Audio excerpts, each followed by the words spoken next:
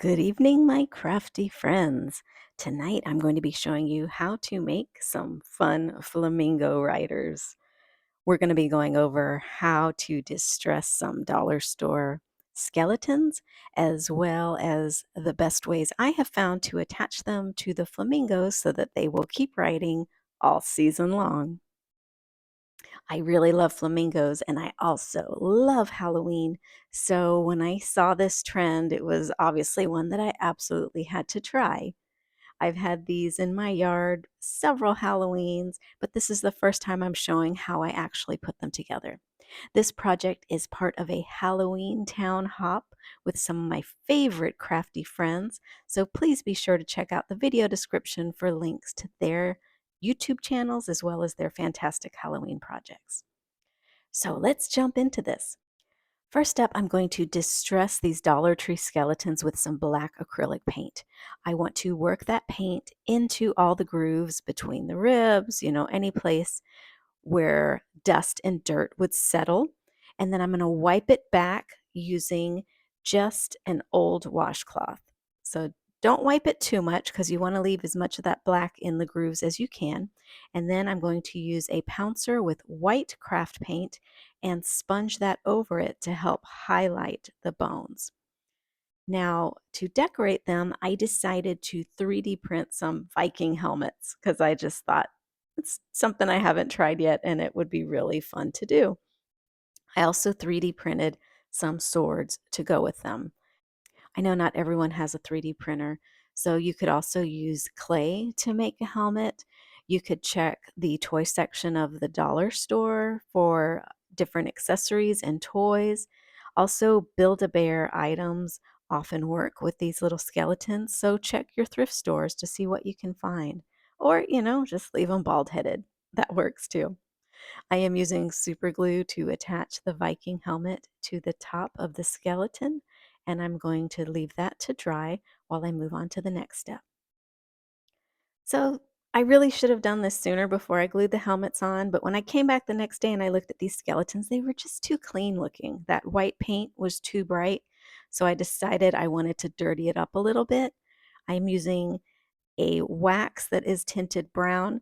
You can also create this effect by diluting brown craft paint. Just do about 50% water and 50% paint to dilute it. And you're going to want to brush that all over the skeleton and then use a washcloth to wipe it back. Um, if you look at the skeleton on the left and then the one on the right, hopefully you can see the difference. The one on the left, I haven't touched it. You see how bright those bones are? The one on the right, I have distressed it with the wax, and it just looks more grungy, which I think would fit a skeleton. In my mind, if these are warriors riding flamingos into battle, they're not going to be pristine and clean. They're going to be grungy and dirty. And that's the effect that I'm creating with this brown wax. So I'm going to be adding that in all over the skeleton, hands, arms, feet, face, so that he looks like he's been in battle. And here's a side by side of what it looks like before and after I distress the face. Now I am going to show you how I mount these skeletons onto the flamingos. Now, most places you could probably just use hot glue. And honestly, at the end, I did add hot glue to stabilize it some more. But where I live, it is ridiculously hot. I mean, we're still in the upper 90s this week. And so hot glue just won't be enough. It's going to melt and the skeleton's going to fall off. So I'm using some wire that is about, it feels like a paper clip. So if you don't have wire, go ahead and take a large paper clip and unbend it, and you're going to use that to insert it into the back of the flamingo to help stabilize your skeleton. So I have poked a hole in the flamingo. I'm going to use my super glue once again to help hold that piece of wire in place, and I'm going to let that super glue set while I move on to the next step, which will be adding the sword to the skeleton warrior's hand. Now, once again, in most places, you would just be able to hot glue this onto his hand and be done with it. But because I live in one of the seven rings of hell where it never ever cools off, I'm going to have to do something a little bit more extreme to make this stick. And so, if you too live in an unbelievably hot climate, here's what you're going to want to do. First, figure out where the sword is going to go in his hand, and then poke two small holes where we're going to insert two small pieces of craft wire. I was planning to just use the super glue, but then I realized I could use UV resin to really solidify the positioning of those wires and to also doubly help hold the sword into place.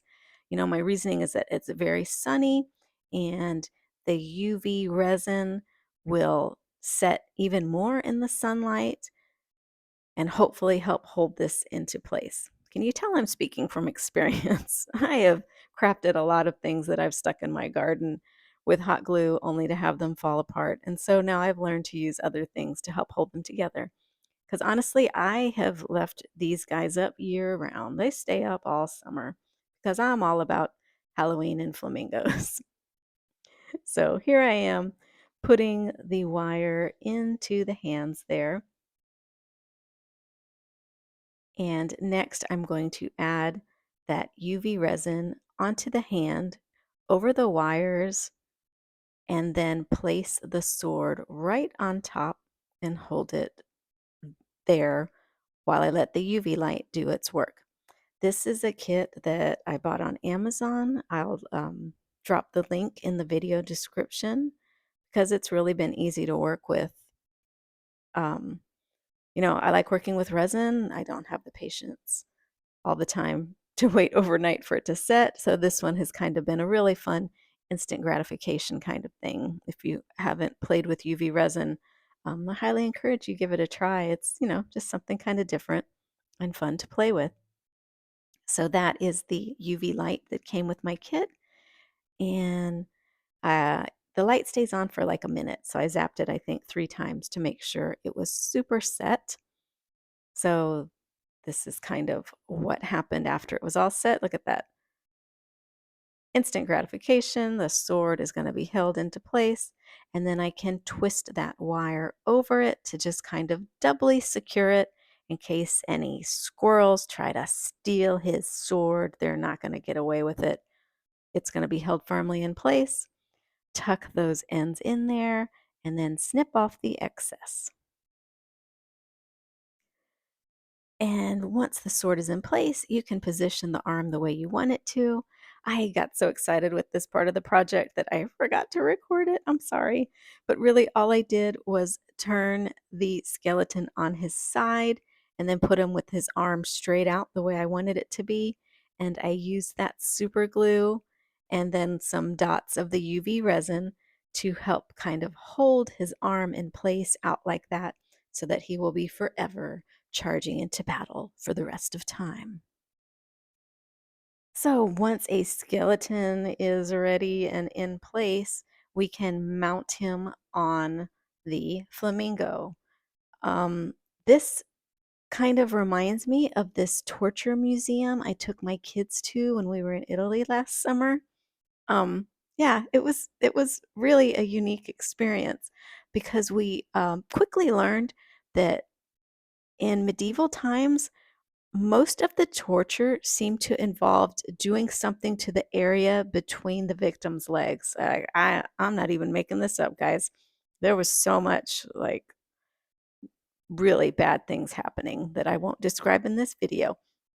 But that came to mind as I was impaling this skeleton on the flamingo by making a hole at the base of the skeleton and then inserting that wire in the base. I did use a little bit of the super glue and then the UV resin to help keep him balanced. My hope is that that wire will help provide some support for the skeleton, keep him standing up, and then the UV resin will help seal it in place. I did go back in later with a hot glue gun and added some more stability to the base because his butt is just so bony that it was wiggling around a lot. Now we've got that one other hand just left dangling. We don't want that.